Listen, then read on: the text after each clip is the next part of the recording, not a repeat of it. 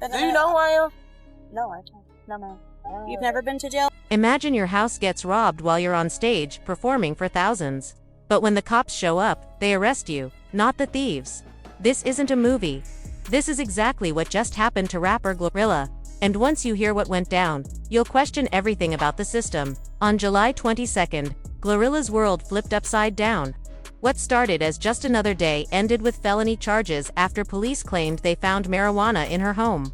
And now, with leaked jail footage making waves online, everyone's watching, but the most shocking part: she wasn't even the person they were originally after.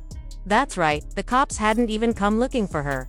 So how did she end up in jail? Let's rewind this wild ride. It all began 2 nights earlier, on July 20th, just after 1:30 a.m. 3 suspects broke into GloRilla's home in the St. Marlow subdivision of Forsyth County, Georgia. But Glo wasn't there.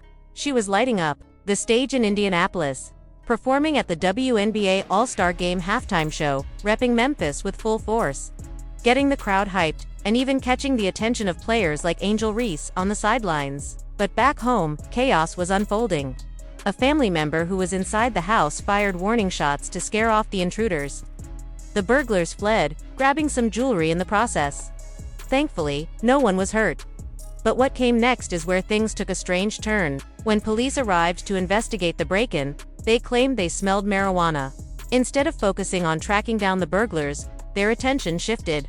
A search warrant was issued, and police said they found over an ounce of weed in GloRilla's closet, along with a controlled substance categorized as schedulized 2 days later. She voluntarily turned herself in. The charges: felony possession of marijuana and possession of a Schedule I drug. Her bond was set at just over $20,000, but she was released the same day. Still, the whole thing left people stunned. How did a woman who wasn't even home during a break-in become the only person arrested? GloRilla didn't let the silence speak for her. She took to social media and laid it out plainly. Her home had been invaded while she was in another city performing. And instead of chasing the criminals, police focused on the weed. Her post on X, formerly Twitter, hit hard and fans rallied behind her instantly. One post echoed what everyone was thinking. She wasn't busted, she was robbed. The internet exploded. That tweet alone racked up tens of thousands of likes and retweets. Her legal team, attorneys Drew Flynn and Marissa Goldberg, came out swinging too. They called the arrest a disturbing reflection of law enforcement priorities, arguing that instead of focusing on violent crime, officers chose to zero in on marijuana in a state where it still isn't legalized for recreational use. What really struck a nerve was the timing.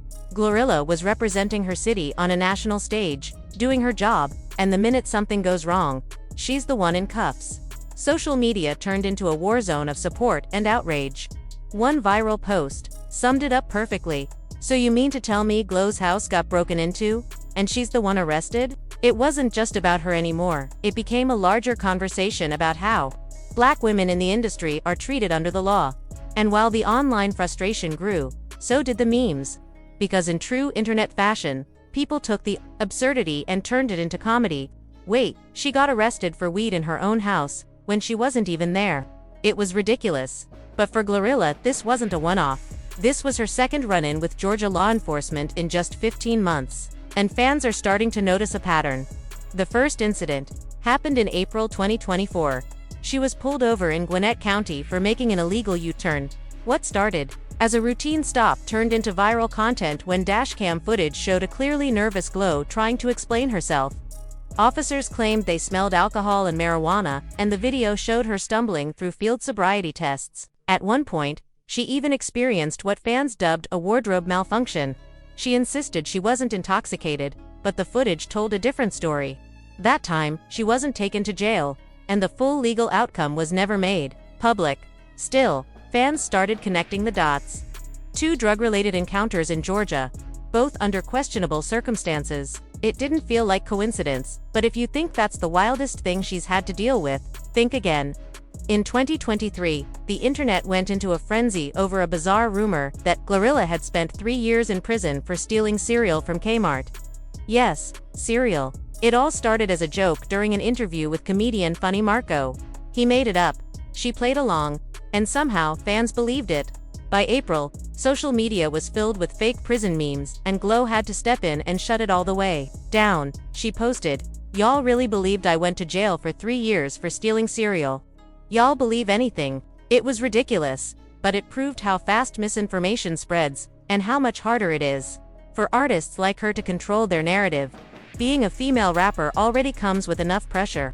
But for Glo, the spotlight's been especially harsh. She's been critiqued for everything from her lyrics to her looks. When she previewed a song in 2024 that included language deemed ableist, fans were quick to call her out. But she listened, changed the lyrics, and showed that she could take feedback and grow. Then came the makeup drama. Old behind-the-scenes clips of her getting glammed up resurfaced, and suddenly people were calling her a catfish. It spiraled into debates about beauty standards in the music industry. Glo stayed unfazed. She embraced her natural look and made it clear that she was done with trying to fit anyone else's mold. Even her success wasn't safe from controversy. When she took home the Dr. Bobby Jones Best Gospel Inspirational Award at the 2025 BET Awards for her song Rain Down on Me, the gospel world wasn't ready. Traditionalists were outraged that a secular rapper won in a gospel category. Gospel artist Dietrich Haddon even called the award disappointing and said gospel music needed a total overhaul. It sparked a massive debate. Is gospel music evolving, or is it losing its foundation? All of this shows that GloRilla's rise hasn't just been about her music, it's been a constant balancing act between artistry, public perception, and surviving controversy. From fake jail rumors to real charges, online hate to institutional backlash, she's weathered it all. And yet, she's still here, still making music, still representing Memphis, and still keeping her name in the conversation. But this latest arrest, it feels bigger. Not just another moment in a messy timeline, but part of a larger story about how the system treats Black women, even when they're the victims. And speaking of drama, let's not forget one of her most explosive beefs yet. Her feud with JT from City Girls. This one had everything: subliminal shots, personal digs, messy tweets, and more tea than the internet could sip. The whole thing started off of rumors. No confirmed facts, just gossip. Back in October 2023, podcaster Armin Wiggins went on the wrap-up and claimed GloRilla tried to approach JT at the MTV VMAs with friendly vibes. But JT, allegedly, shut her down cold. Are you drinking tonight? I'm not. Do you know who I am? No, actually. No. But I'm asking you how many drinks you had. It didn't matter if the rumor was true or completely made up. Once it hit the internet, it took on a life of its own. That's how hip-hop drama operates in this digital era. The second a whisper of beef lands on the timeline, it doesn't stay a whisper for long. It spreads like wildfire, carried by tweets, retweets, fan-made TikToks, YouTube reaction videos, and Instagram gossip pages that thrive on controversy. The internet doesn't wait for receipts anymore. Just a hint of drama is enough to fuel a full-blown narrative. And in this case, it involved two powerful women in rap, JT of City Girls and GloRilla, one of Memphis's most fiery rising stars. When fans first caught wind of the possibility that something might be off between the two, it was subtle. A weird look in a photo, a missing tag in a caption, a vague lyric that could be interpreted 100 different ways. But none of that mattered. What mattered was the audience. And this audience, it was hungry. Hungry for mess, for headlines, for beef. Just like that, both JT and Glo found themselves locked in a cycle of speculation they couldn't control. Were they friends? Were they enemies? Was it all just for show? Nobody really knew, but everyone had an opinion. Some fans thought they were cool, just not close. Others were convinced they couldn't stand each other and were just keeping things quiet to protect their brands. The rumor mill kept spinning. Blogs started dropping exclusive insider tea, fan edits circulated with shady captions, and the silence from both JT and Glo only made it worse. Neither of them confirmed anything. They didn't deny it either. That kind of non-response is like oxygen to online drama, it keeps the fire alive. But then came April 5, 2024, a day that would change everything. That's when Glo dropped her long-awaited mixtape, E-Hang. And tucked within the chaos and confidence of her bars was a track called 8, and in that song, a single line lit the entire situation on fire again. Glo rapped, "Me and JT ain't the best of friends, but we ain't beefing, and real ones always keep it G with no secrets." That one bar was all it took. The internet exploded. At first glance, it seemed like she was finally setting the record straight, denying beef, acknowledging distance, but reassuring fans that it was all love. That's what Glo thought she was doing. Clearing the air, killing the rumor. But JT, JT didn't see it that way. Not even close to JT. That line wasn't peace, it was provocation. She felt like Glo was trying to ride the wave of drama, capitalizing on fan speculation to boost buzz around her mixtape. And to make it worse, this wasn't the first time Glo had danced around the edges of beef in her music. Fans pointed back to her remix of FNF, Let's Go, where certain bars seemed a little too pointed, a little too specific. People started pulling up old interviews, analyzing Glo's tone, even dissecting past IG lives. The narrative was building, and it was gaining speed. Then came the breaking point. It started with one comment. Just one. A fan, probably thinking they were being messy or funny, casually dropped a question on social media. Did Glo really slap JT at the BET Awards? There was no evidence, no video, just a rumor. But in internet terms, that's enough to start a firestorm. The post went viral within hours, catching the attention of every gossip blog and influencer with a camera. People debated the slap like it was confirmed news. The story ran faster than the truth ever could. JT had had enough. She jumped on Twitter, X, and shut it down with pure heat. She never slapped me. Ever, ever. Like, find somebody else to play with. Her tone wasn't playful. It was angry, firm, final. But she didn't stop there. JT didn't just deny the slap, she came for Glo's entire character. She called her sneaky, phony, said she was the type to smile in your face and talk behind your back, accused her of coming into the rap game with baggage, misinformation, and fake loyalty. She even brought up the FNF remix drama again, saying that song had caused real tension behind the scenes, not just between them, but in Glo's own camp. Then came the part that made headlines. JT posted a mugshot, intentionally leaving the face blurred out. The implication was loud and clear. She was ready for whatever came next. But it wasn't just the image that stirred the pot. It was the caption. JT went straight for the jugular. Ugly shouldn't leave your mouth ever. You look like you were born feet first. That line, it went viral instantly. Screenshots flew across social media. Fans didn't know whether to laugh, cringe, or cancel somebody. Memes flooded the timeline. Think pieces dropped within hours. Some said JT went too far. Others said she was defending herself. But no one could deny it. The beef was officially public. And Glo, she wasn't staying quiet. She fired back with a series of now-deleted tweets that fans screenshotted before they disappeared. In them, she clapped back hard, told JT to shut your dumb ass up and fix them ugly wigs, accused her of harboring secret animosity for years. Glo implied that JT had never been real with her, that she'd been smiling while secretly waiting for a chance to tear her down. JT tried to backtrack, claimed her Twitter rant was just about clearing up the slap rumors, that it wasn't meant to escalate, but the damage was done. Glo wasn't buying it. I mentioned your name to clear the air. What you want me to say? I didn't slap you, but I thought about it, she tweeted, and that line broke the internet again. From there, it got nastier.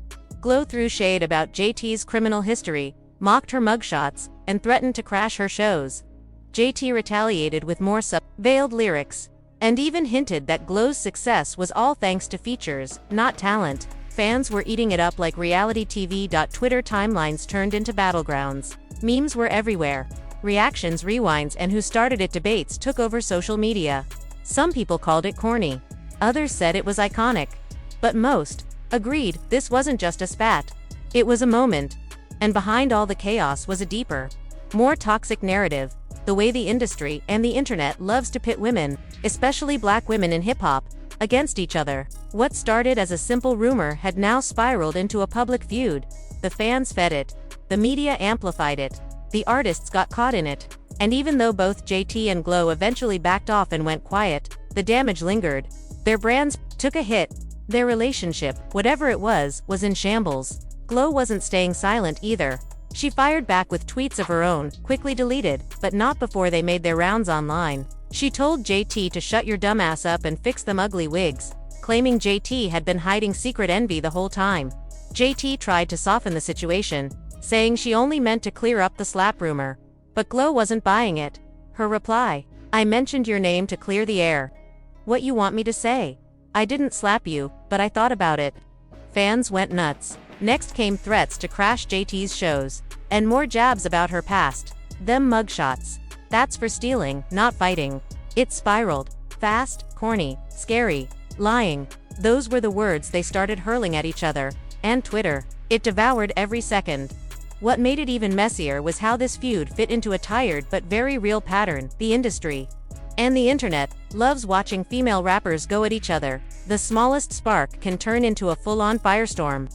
Fans fanned the flames, making memes, amplifying every diss. The feud lasted a day, maybe two, but the damage, that stuck around. When GloRilla hit the red carpet just days later, reporters were still asking, what really happened? And Glo's response was cryptic. Everything, always, everything. That day, going to mother end. Make of that what you will. Eventually, things cooled off. Much later, Glo told the world, me and JT ain't the best of friends, but we ain't beefing. JT never challenged that version. And since then, both artists have kept it classy. No more sneak disses. No subs. Just silence. But fans were still torn. Some said it was unnecessary drama that distracted from their music. Others blamed Glo for stoking gossip. Many felt JT overreacted. One thing's clear, the beef felt avoidable. But if you thought that feud was wild, what happened next hit even harder. In May 2025, GloRilla found herself in hot water again, this time with Megan Thee Stallion. And it all started with something as simple as an Instagram story. Glo posted a feel-good quote, nothing major, just some positive energy. But playing in the background, Tory Lanez's 2015 track YDR. That was enough to set the internet ablaze. See, Tory was convicted in 2022 for shooting Megan, a painful, public trauma that still lingers. Megan had just gone live days earlier, venting about being harassed by people still defending Tory. So when one of her closest friends posted anything linked to him, fans saw red. Within hours, it was clear something broke. Megan unfollowed GloRilla. She deleted their old posts together, including a heartfelt birthday shout-out. This wasn't just two collaborators falling out. They were real-life friends. Glo quickly deleted the story, but the damage was done. The hotties came for her. Megan helped your career, and this is how you move. One tweet read, racking up thousands of likes. Receipts started surfacing. Megan had taken Glo on the Hot Girl Summer Tour, featured her on major tracks, and publicly co-signed her rise. So for Glo to be associated, even accidentally, with Tory's music felt like a deep betrayal. JT and GloRilla got into a fight or some sort of tussle backstage at the 2023 VMAs this year. Yes, girl. The girls were fighting at the VMAs backstage. We all thought it was going to be Nicki, Cardi, and Meg, and really it was GloRilla and JT duking it out backstage, but the girls were kind of keeping it hush-hush, and JT snubbed her off, like in a very nasty, catty way, like rolled her eyes at her and ignored her, and GloRilla went in to try to speak and kind of give her a hug, and JT kind of gave like... On May 22nd, Glo responded, innocent repost, I don't do mess. She wrote on her IG story. She said she didn't realize it was a Tory track and deleted it as soon as the comments rolled in. She even refollowed Megan, reposted their old memories, and tried to remind folks she meant no harm. Some fans accepted it, others weren't buying it. How do you not recognize a Tory Lanez song? Megan didn't say a word, but her silence said plenty. Sources close to her said she felt blindsided, but it was more of a heat of them on reaction than a permanent break. Behind the scenes, the two reportedly talked it out, and by July, they were back following each other. No more drama. No more tension. But the lesson was loud and clear. In the spotlight, even the smallest misstep can shake the foundation of a friendship. For Glo, these moments became turning points. They forced her to evolve. She's still unfiltered, still raw, but more cautious now, especially when it comes to the people in her circle and the messages her platform sends. Through the feuds, the headlines, the memes, and the missteps, GloRilla's rise hasn't been smooth, but it's been real. She started from humble beginnings. Born Gloria Hallelujah Woods on July 28, 1999. Her first stage wasn't a club or a mic, it was a church choir. That's where she found her voice, her fire, and her fearlessness. But at 16, she lost her singing voice to illness. Instead of giving up, she shifted gears. She started rapping. That pivot changed her life. In 2019, she dropped her first mixtape, Most Likely Up Next, followed by her EP Status in 2020. But it was FNF, Let's Go in April 2022, that made the world stop and listen. That breakout anthem, produced by Hitkid, put her on the map. By July, she had inked a deal with Yo Gotti's CMG label, locking in her place in Memphis hip-hop history. From there, she soared. She landed on the 2023 XXL freshman list, dropped Her Anyways, Life's Great EP, which hit No. 11 on the Billboard 200, and proved she wasn't just a viral moment. Her collabs took her even higher. Tomorrow 2, with Cardi B, cracked the top 10 on the Hot 100 and went double platinum. Her track with Megan became a summer anthem. In October 2024, she released her debut album Glorious, which debuted at No.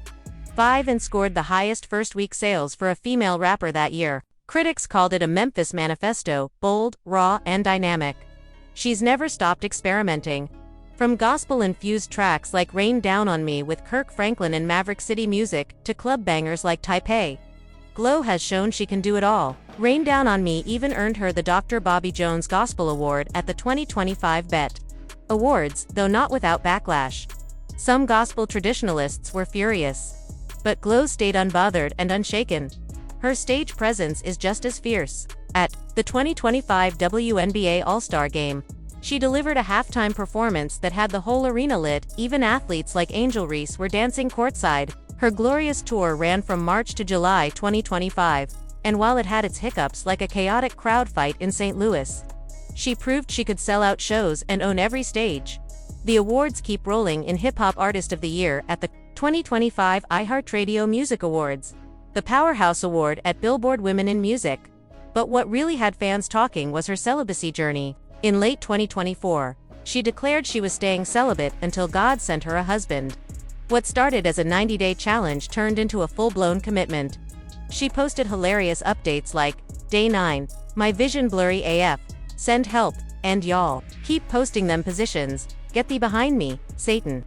By early 2025, she launched a 30-day wellness challenge, no sex, no alcohol, 3 workouts a week. Fans loved it. Not just for the laughs but for the realness.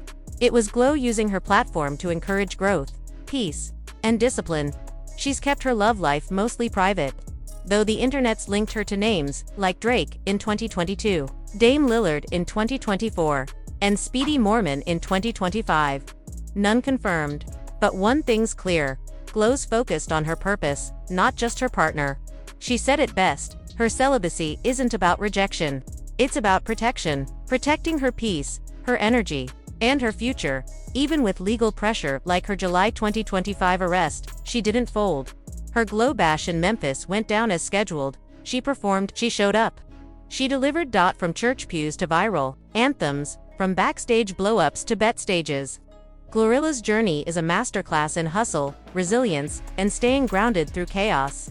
She's faced haters, headlines, heartbreak, and handcuffs, and she's still standing, still glowing. That's the story of a Memphis queen who isn't just surviving the industry, she's taking it by storm.